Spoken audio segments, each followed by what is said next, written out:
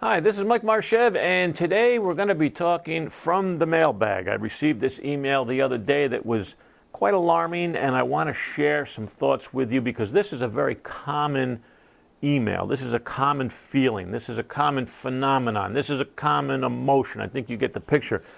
Hi, Mike. I read all of your emails and try to do as you say, but I haven't had much success this year, reads the email.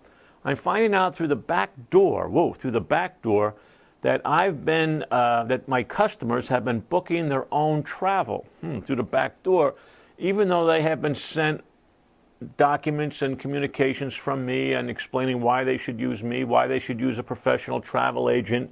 I send them monthly newsletters, and I send my Friday note cards of appreciation, and still they seem to be booking on their own. This is the email as it came into me just last week.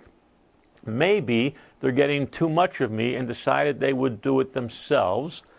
I'm getting discouraged, and I'm feeling bummed. That's the email. I'm feeling discouraged and bummed. Well, I would like to give my thoughts on that subject, but before I do, what I did was I sent out to my mentors, my peers, my associates, my Goombas, and I asked them their opinion of an email like this, and here's what I got back. I want to share this with you. And I'm going to read this if you don't mind, so I don't take poetic license and screw it up. Whenever we hit a bump like this, and we all do, the first move is for some honest self-evaluation. Was this the type of client with whom it is not possible to develop a deep relationship? Number one, good question. If so, move on. But the reality is, I think this agent has two related issues to fix, and when she does, her business will look and feel very different for her. Number one, I suspect the agent did not have the relationship she needed to have to successfully work with this particular client. She did not set the client in a firm matrix of expectations. When a healthy business relationship is present, so is loyalty. This agent should let her clients know what to do when they find a great bargain in the marketplace. They should bring it to her, and she can help them evaluate the merit of what they have found. It may, in fact, indeed be a better or worse travel opportunity, but it takes a skilled travel professional to make that determination. Remember, we're not in business to book tickets. We're in business to give advice, travel advice, and that's what that was saying. When I see in the language of this email, what I see in the language is the single most common problem I see in the entire industry, says this particular Goomba of mine. She thinks she is selling travel and is therefore disappointed when clients buy elsewhere. 80% or more of all travel agents need to completely reorient their thinking to shift the paradigm. They are not selling travel. They are helping clients make smart choices. If they lock in on their role as a consultant rather than a retailer, their business prospects would change for the better. I think that's very well said, and I hope that I read that clearly enough to get the message. Let's look at Goomba number 2. Hey, at this rate, I won't have to say anything. I know this person personally. She's very positive, upbeat kind of person, so this is indeed discouraging. But I see one huge glaring problem that she may not even be aware of. Rather than send her another opinion of a bump, she said her clients are going through the back door and booking their own travel. In other words, she thinks they're going behind her back, and it offends her. My gut feeling is that this resentment is being felt by her clients. I'll read that one again. My gut feeling is that this resentment from the agent is being felt by her clients. Imagine if we went into Walmart and they said at the door, "We're very disappointed to find out you bought paper towels at Target." We'd never go to Walmart again if that happened to us. Buying paper towels at more than one store is normal. Buying travel from more than one place is normal. If we fight to stop them from doing it, we'll become annoying fighters instead of attractive advisors. That mentally can affect everything we do, say, and think. Not a good foundation for attracting others. In other words, let me net this one out, is people can do what they want to do. You keep doing what you do. They go somewhere else. They'll come back. Invite them back. I've always said that. When you lose a proposal, hey, next time, come on back. Feel comfortable. Come on back. Use me. I'm here for you. I'm a big boy. I'm not upset you went somewhere else this time. Come on back. I'll be here. So don't ever burn your bridges. Here's Goomba number 3. Realizing we have lost the client is painful.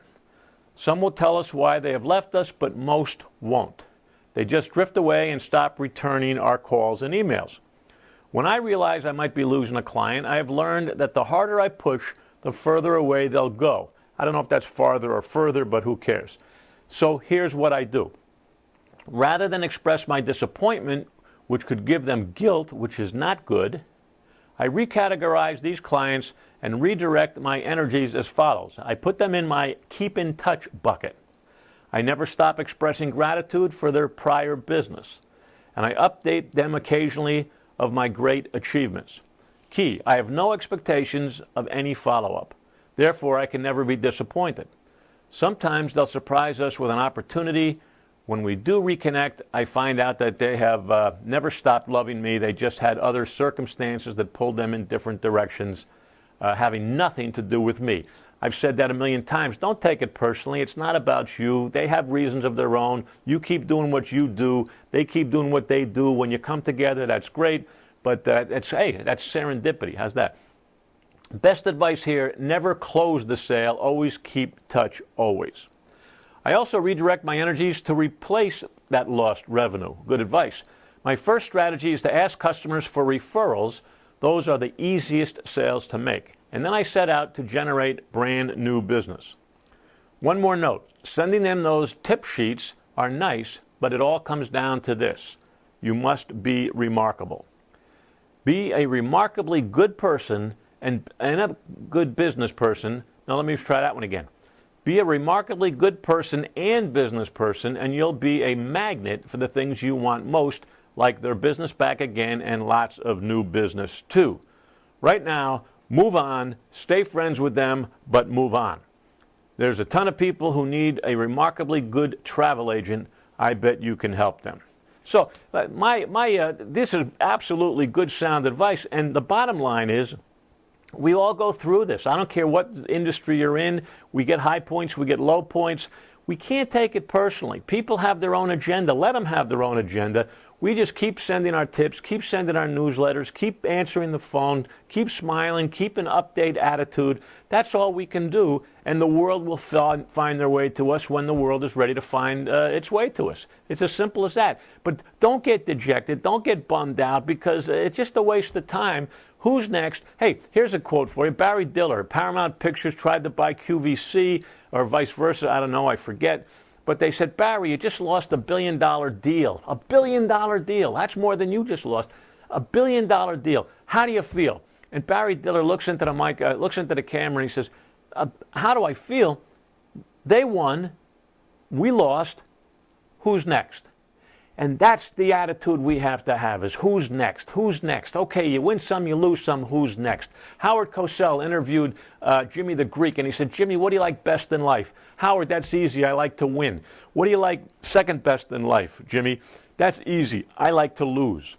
What Jimmy the Greek was saying is, I like the action. We win some, we lose some, but playing the game, meeting the people, helping the people, doing the research, that's why we're in business, giving people good travel advice. If they don't want it from us, not my problem. We'll go find somebody who'll take our advice.